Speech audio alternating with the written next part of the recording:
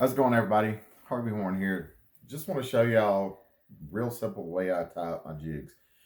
Today I'm using one of my favorites, the Greenfish all-terrain jig. This is a 1/2 ounce.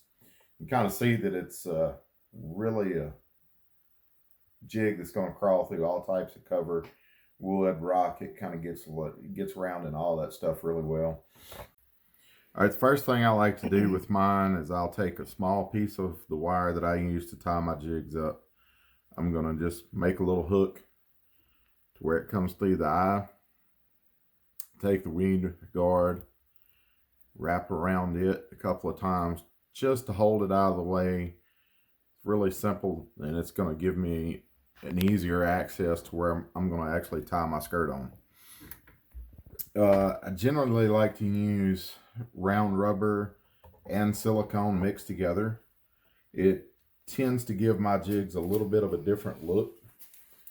Today we're using some green pumpkin that's barred like that. We're using brown, black, a little bit of a chartreuse with blue flake, and then one of my favorite colors is a June bug to tie it all together.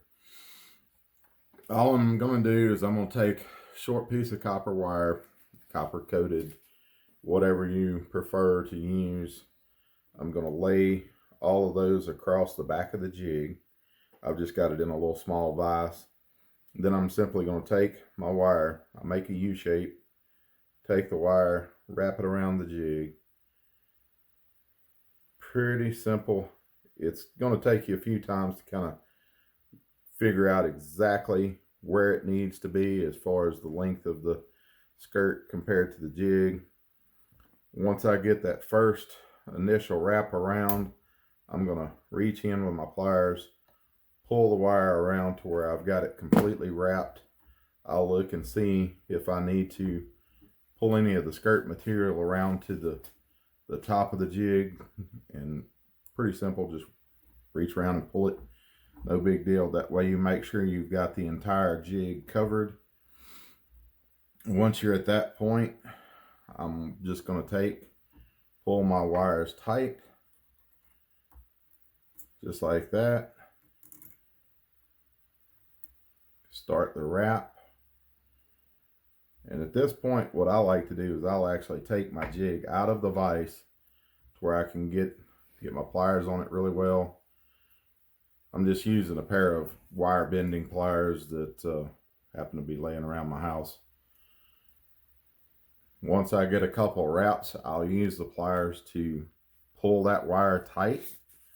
And you can see right there, I've got it wrapped around about 8 or 9 times. I'll make a few more wraps just to get the wire tight to the skirt material. And this is really similar to what they do at Greenfish. They do a couple of extra steps that I haven't done here, but they're all wire tied as well. Once I get the wire tied, I'm going to take my pliers, just kind of bend that over a little bit, just where you've got it there. Then once I've got all those steps done, I'm going to put it back in my vise.